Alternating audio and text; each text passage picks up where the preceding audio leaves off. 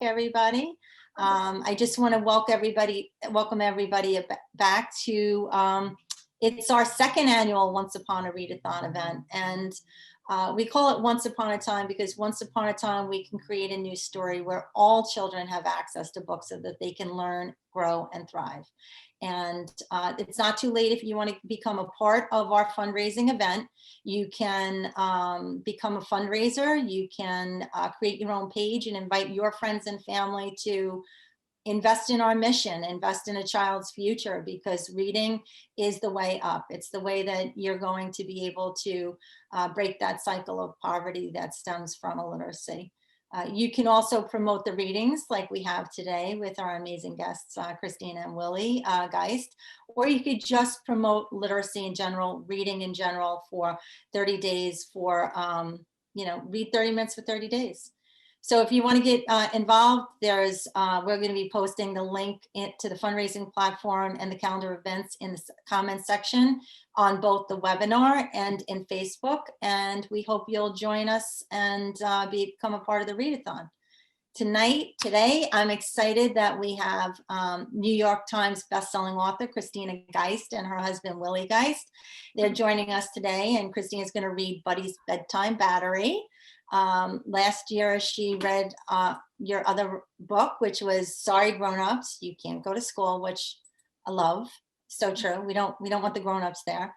Christina is a brand strategist and entrepreneur and the author of two published picture books for children's age 3 to 7. And Willie is the host of MSNBC's Morning Joe and Sunday Today on NBC. You just had an anniversary, right, Willie? Yeah, 5th anniversary of Sunday Today. Yeah. Wow. That time flies. So we got New York Times bestselling authors, hosts. How lucky are we to have you both here?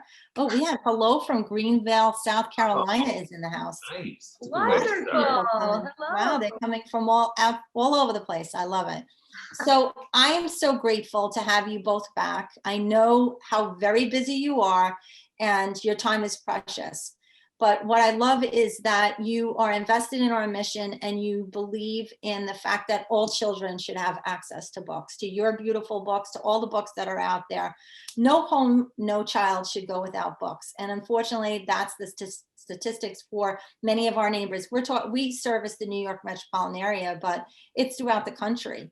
And your investment and your support of our mission means the world to us. So I just want to thank you for taking time to make time for us and to help us fundraise so that we can continue to do our mission. I was telling Christina that last year, thanks to your support and all of our volunteers, we distributed 453,000 books. Wow. 453,000 books to Title I schools, to homeless shelters, to foster care agencies, to the aftercare that was taking care of our first responders' children, and so many more, and even to for the adults in Rikers Island to help get reading and literacy become a part of within those that are incarcerated, because the recidivism rate for those that can't read is greater and higher. So we're trying to solve so many problems, and it literally starts with a book.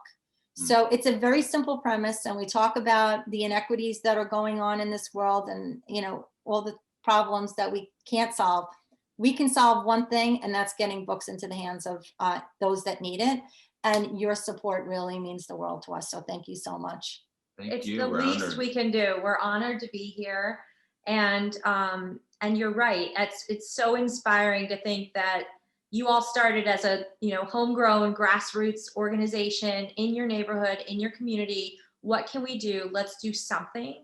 And that grows and grows and grows. And I think sometimes people get overwhelmed with how can I make a difference? And really, it's just about starting small.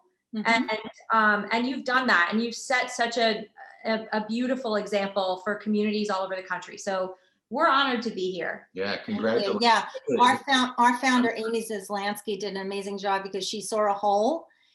She saw one teacher that was asking for money to support for books, and she realized it was bigger than just one teacher. So I applaud her. I always recognize her and her efforts, and I am honored to serve as her executive director. But I think that events like these will raise awareness that people can donate their books to us, and they can donate funds to us, and they can donate their time. And you're helping us to raise this awareness. So I'm going to let you read your book. I'm going to turn my video off and mute myself. And when you're done, we'll come back in and we'll take some more questions and chat about literacy and being authors. Both of you are authors, so I'm sure you have a lot of advice for everybody. So I'll be back. Okay, we're happy to do it. Hello, everybody. Thank you for joining us. This is fun to read aloud. It's been a while. In quite a while together. I've been spending a lot of time visiting with a lot of my friends in classrooms all over the country. And now to be with the book fairies and see all of you is really special. And it's nice to see you, You too. Willie. Do you want me to hold it so you can really focus? I'm good. She's all a right, pro. so we're gonna read Buddy's Bedtime Battery. This is a story that I wrote, let's see, 9 years ago.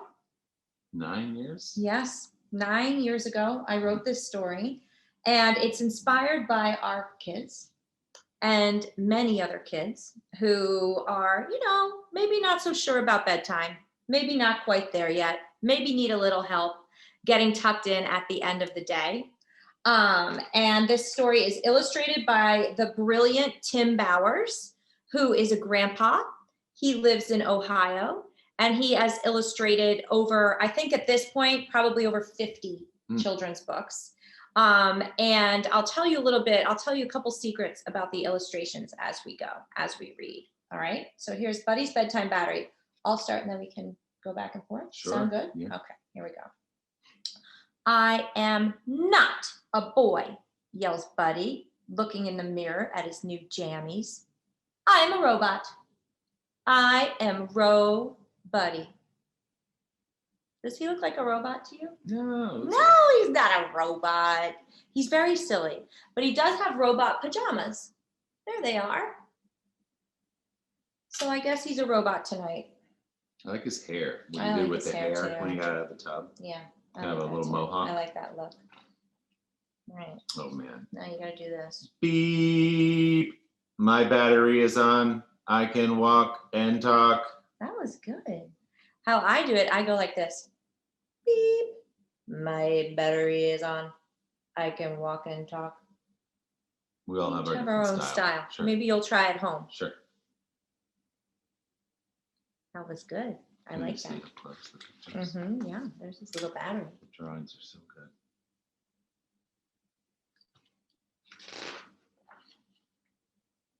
Alert, Robuddy, says Robo Mom in a voice that sounds like the movies. Please turn on your jumping button and get your energy out. Robuddy jumps on his mini trampoline until his turbocharger is beep, worn out. Let's get a closer look at that. Wonder if anybody watching at home has a mini trampoline. I bet some of our friends have that mini trampoline at their house. Our friend had a trampoline. Oh, we've had a lot of these mini trampolines in our day. That one's red. Ours, I think, was blue at our house. And this is a clue about how old Buddy is. So he's still young enough to jump on one of these. He's still, not quite a big kid. Sure. All right, this is a very silly page. Are you ready, Willie? Oh boy. Okay. Okay, here he goes. Okay, Robuddy, visit the space station potty and get ready to power down. Robuddy makes a laser beam pee-pee. He cleans his metallic hands with his super sensitive germ blaster wipes. His human sister, Lady, helps Robuddy brush his teeth so he doesn't get water all over his electric body parts. Does Let he me see have this electric body guy. parts? I don't know. No, he doesn't have electric body parts. Let me This see guy this is so guy. silly. Now, what is this laser beam PP? Who would write the words PP in a book? Oh boy. Who would do that? It's Oh, very man. silly. Oh, it was me. I did that. And you know what? Every time I read that PP page, some of my friends, they laugh. And we Yeah. have to pause, especially sometimes when I'm reading with a big group of kindergartners. Oh, man. We have to stop for, a couple seconds while Sure. everybody laughs at the PP. Yeah. So you know, that's why I put it in there, because a book should be fun, right? Mhm. It should make you laugh. It should be fun. Oh, this is a nice page. Here we go. Beep. Robuddy switches on his gentle button. Try it. Everybody has a gentle button. His is right here. Beep. Yeah, that feels good. He climbs into the reading chair and lets Robo-Mom run her hands through his crazy robot hair. He listens with supersonic ears as she reads 3 books. He looks at the pictures until his super duper eyeballs start to feel beep, low on battery. Getting a little sleepy. Getting a little sleepy. Time to activate your cuddle pod, says Robo-Dad. Take a deep breath before we power down your battery. I'm gonna take a deep breath. That feels good. That feels good. Here's Thanks, another Dad. little look at Buddy's room. This is kind of a fun page. So we were talking about how old he is. So he's still kind of little, right? Because Daddy's holding him. But does he sleep in a crib anymore? No, he's in a big kid bed. So in my imagination, that makes him about 3.5. Okay, That's how old I think he is. I think he's about 3.5. that feels good. He's still learning a lot of this stuff. Sure. Okay, now it's time to tuck him in. We're going to need everybody's help at home. Mhm. Okay, here we go. Robuddy, please turn off your legs. Beep, beep. Be still, legs. Be still. Can you try that? You want to beep his legs? Robuddy, please turn off your lights. Beep. Beep. Good Be job. still, legs. Be still. Be still. Let me get a closer look at that. You can try that at home too. It's a little early. It might not be bedtime yet, but that's okay. You can get into chill mode, right? Okay, Robuddy. Shake your tush and shut it down. Oh boy. Shake, shake. Beep. Be still, Tushy. Be still. Some of my friends laugh at this page too that we said Tushy. Keepy, not I know. tushy. It's very silly. It's very silly. Can you do the belly button now? Yes, I would love to. Power down your belly button. Squish. Beep. Beep. Be still. Be still, belly. Be still. Be still. Robuddy, switch off your arms. Beep, beep. Be still, arms. Be still. And power down your face, Willie. Eyes. Beep, beep, Nose. beep, Ears. beep, beep, Mouth. beep. Good job. Be still, face. Be still. Do you know what this is? My favorite page in the whole book. Mm. Do you know what else this is? Tim Bauer's favorite page in the whole book, Mm. our illustrator. And I promised everybody I would tell you more about the artwork. Do you know how he makes all the pages? Do you think he makes them with a crayon? No. Or maybe he uses colored pencils, Mm. markers? No. How about a paintbrush? Yeah. Yeah, you're right. He paints every page with a paintbrush. But before he paints every page, how does he start out, Willie? Look behind you. How does he start out? Before he paints with a paintbrush, he sketches with a pencil. So every page starts out as a pencil sketch because we have to practice first, right? Before we get it just right. First, we practice. So that's what the artwork looks like when it's being practiced, when it's a sketch. And then sometimes we make little changes. Let's look at Buddy's nose. Can you look at his nose in the sketch? And now look at his nose here. You see how we made his nose kind of different? We made it into like a little bit of a gumdrop nose. It was kind of pointy in the sketch, and then it got soft and round because I wanted Buddy to feel like a cartoon character. And that little round nose makes him feel a little more juicy, doesn't it? Yeah. Juicy is not usually a word we use to describe a little boy, but doesn't he look kind of juicy? Yeah. Squishy. Yeah. So every page is a painting. And if you look really closely, you can see the brushes of Tim Bauer's paintbrush on Snuggle Puppy. Do you see all those brushes of the paintbrush? Isn't that cool? See that? Yeah. Every page is a painting, and so a lot of these paintings hang in my office, which is pretty cool. All right, now it's time to keep powering him down. Last one, Row Buddy. Please squeeze your Snuggle Puppy and then turn off your hands. Woof, woof. Beep, beep. Be still, hands. Be still. There he is.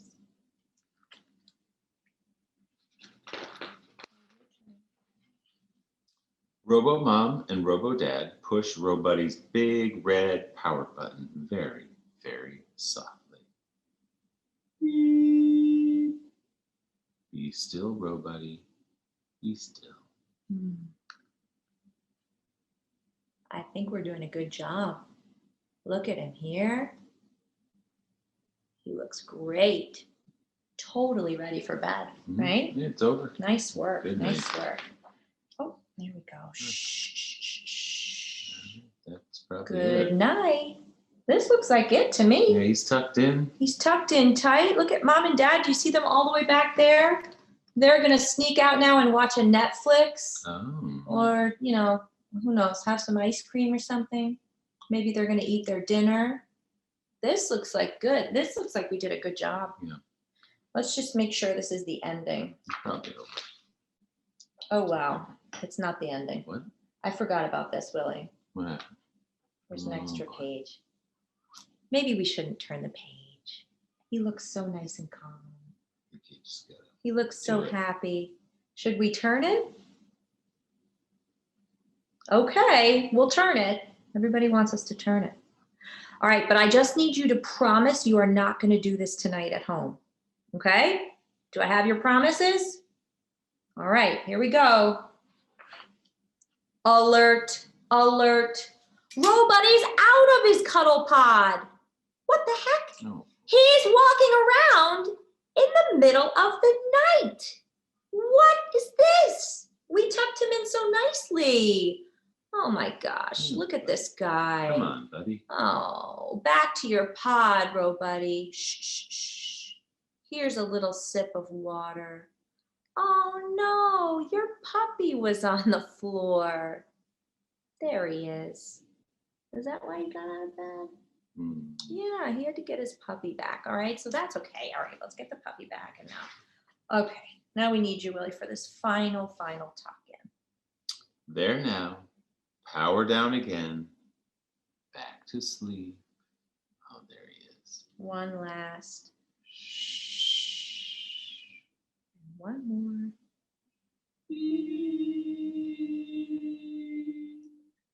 Now he's sleeping on a cloud. We did it. Thank you so much. The Good job, The Christina. end. Woo! We did it. I got nervous there when he popped out of bed like that. I know. Come on. That was fantastic. You guys are great.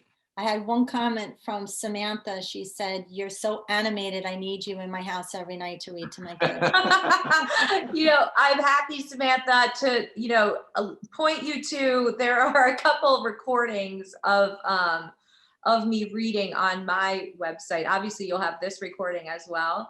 And on my Facebook page, we did, believe it or not, last year, when quarantine started, we did 60 story times every night at 6:30 on Facebook Live for 12 weeks. And all of those are still on my Facebook feed, saved as videos. And it's so funny because now it's a year later. So every day, like, they pop up as memories where it's, you know, oh my gosh, we were on episode 42 or 43 or something that day. And I can't believe it. We kept it going for 60 days. So it was over a 12-week period. And those are all there. So you can find them there if you ever need someone else to do the reading for you. They're all Now we saved. have a virtual babysitter. I love it. Virtual babysitters.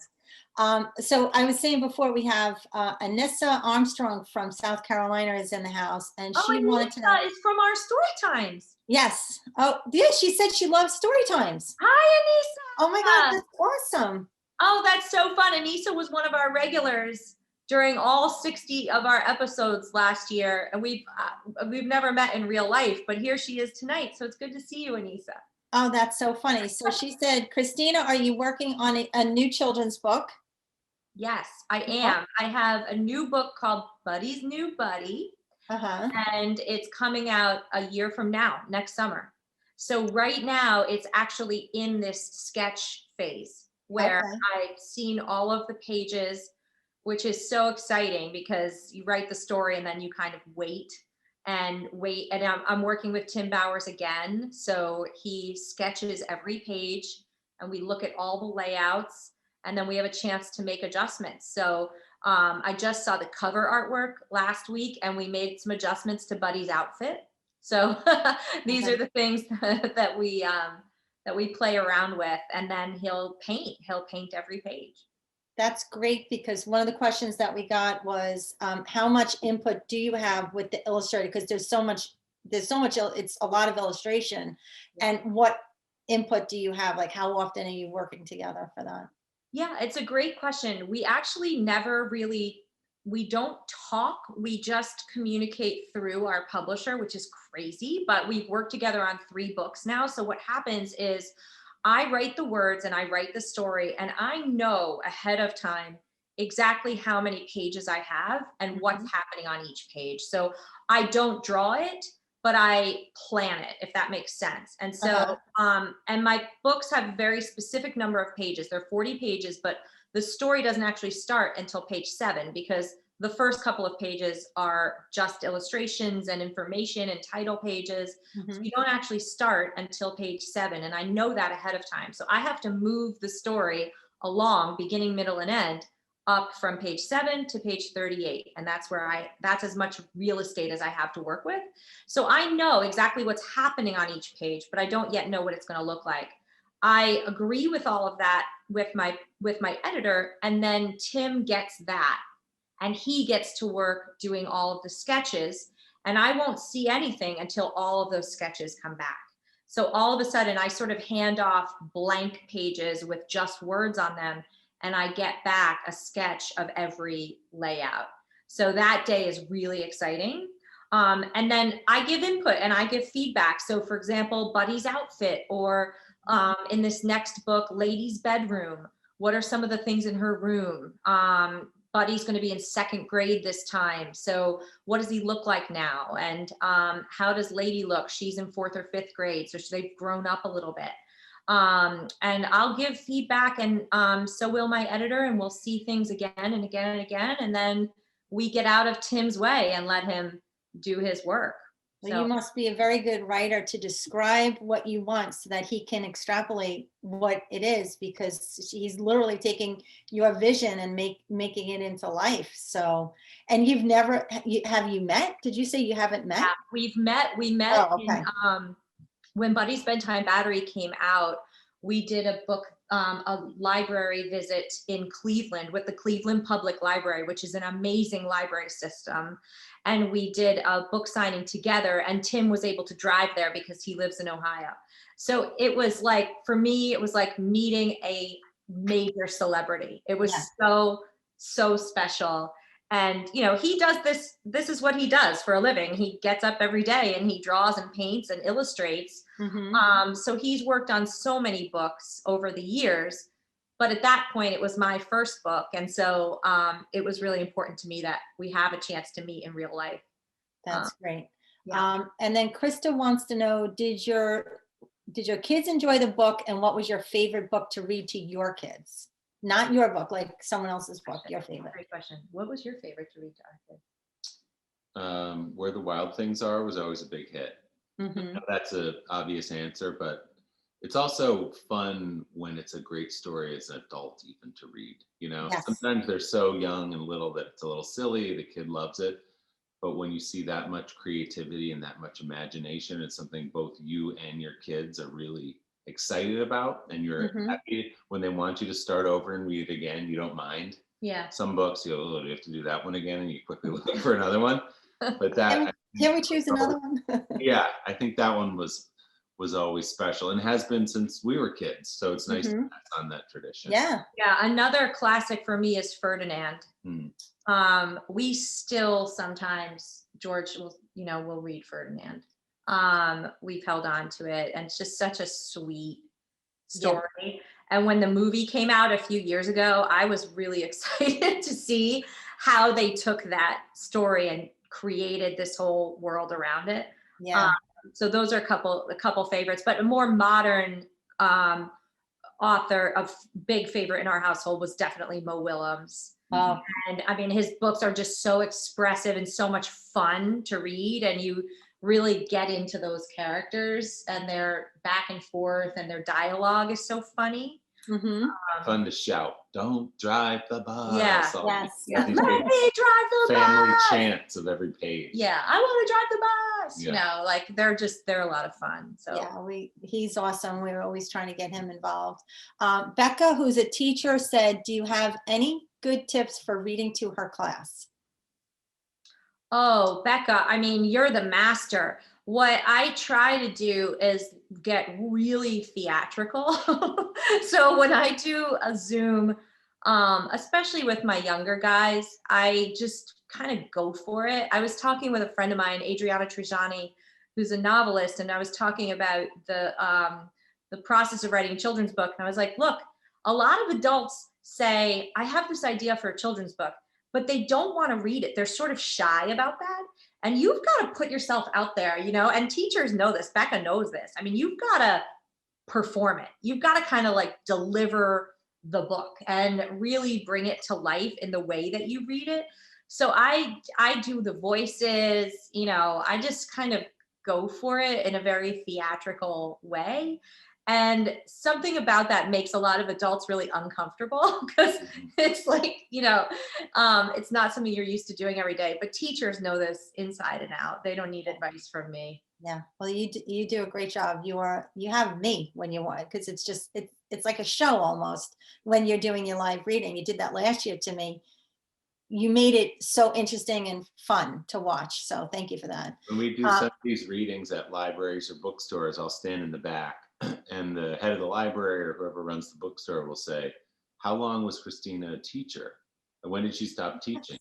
And so she's not a teacher. She's never been a teacher, but she has that energy of connecting with kids, however young or old they are, so well. She's especially good at delivering her books. I know. That's why Samantha wants you to come live with her. Thank you. No, it is fun. That's what it's been. Thank you. That's really nice of you. It's been hard this year because we've been doing this Zoom, the Zoom interaction, which in a way has been great. I've seen so many school kids. I've seen so many classrooms over the last 12 months this way, but you do lose that, more conversational vibe. And it's so much fun when they want to be involved. Like right now, there might be little people out there with their hands up who want to share and say something, and I can't see you. I know. So I'm really looking forward to getting back out there and seeing all my buddies in real life. Well, and your new book will help you to do that. That's for sure. Yeah. So a year from now, hopefully we're going to be, Yeah. I mean, if we're not back, we'll be flying free. Hopefully, no masks. Yeah. Stephanie Stump wants to know: do your kids give you input on story ideas from their lives? Because now they're a little bit older, right? Yeah. Sure. Yeah. I mean, at this point, these three stories, really, Buddy's Bedtime Battery and Sorry Grownups, are directly influenced by experiences we had with our own kids and in my own life. And also not just them, but every preschooler. I spent a lot of time in and out of the preschool classroom when they were little and I wasn't working, and I was the last parent to be able to separate when my son was 2. I was still in the room for like a month, and those teachers will laugh and remember that. So it's not to say that I have this cracked or that all this works all that well. They still popped out of their beds at bedtime too. But now moving into Buddy's New Buddy, this is kind of a fresh story. The kids love it. They look at the artwork, they give feedback, they're engaged. The characters are not them. In fact, they weren't meant to look like them. Our kids are both blonde. When I was first thinking of Buddy and Lady, I imagined them to look more like me, to have dark hair. And when Tim started to work with the manuscript, he Googled me and saw a family photo of us with our kids. And he started to draw the characters, Lady and Buddy, to resemble our kids. And so, of course, when I saw the sketches, I was like, That's George. you know, they're perfect. They're perfect. But it wasn't really my original intention, because I didn't want that to be weird for my kids. But Yeah. they don't care. They're fine. Yeah. Well, you guys have, again, I can't thank you enough. You've been great ambassadors for our mission. We appreciate it. We love the ability to show your books, showcase your books, and also your passion for community and for reading and for literacy. And for those that don't have, we really appreciate that as well. And I always end up the readings thanking our sponsors, because funding is really our biggest need right now. And we've been generously supported by Mar-a-Lago Security, which is, they donate our warehouse, which we were talking about earlier, without which we wouldn't be able to process the books. We have Serena and Associates. They do corporate support monthly, which is, it's just, aside from supporting the readathon, we can always count on a check from them, which I love. Investors Bank, Mike Bilia is out. Actually, I don't know if he investors, but they're a huge bank, and Mike Bilia is our honoree, and they have every branch on Long Island and Queens have our readathon up in it, and they're collecting books and collecting money, which is phenomenal. And Jovia Financial has also been a very good supporter of ours. And last but not least, PC Richard, which they jumped in, and actually Pam Richard is a wonderful volunteer of ours, and she supports us both, you know, physically, and they do it financially. So it takes funding to keep the books moving, and your support is also greatly appreciated. We hope we can count on you for next year. And I love it. I'll be here. Hopefully I'll have a fresh new book. Oh, that would be phenomenal. We'll have. And just thank you, Eileen, for all the work you do, and for everyone on your team and all of the volunteers. It's inspiring to see the work that you're doing, and, you know, on behalf of all New Yorkers, thank you. Yeah, I mean, we were just talking earlier, we take for granted that you read to your kids and that there are books lying around the house, and it's part of being a baby, and it's part of being a kid, and then as you grow up, the books get more and more sophisticated, but obviously that's not the case everywhere. So you guys are to be commended for filling in that gap and plugging those holes and truly changing the lives of a lot of kids in this area, in this country. Well, thank you so much. Our mission is large, and it takes everybody to join in and help us. You guys did it. You guys, you did it today, and you've done it before. So thank you so much. Till next time. Thank you. Thanks, everybody. Bye, Thank guys. you. Thank Okay, you. take care. Bye.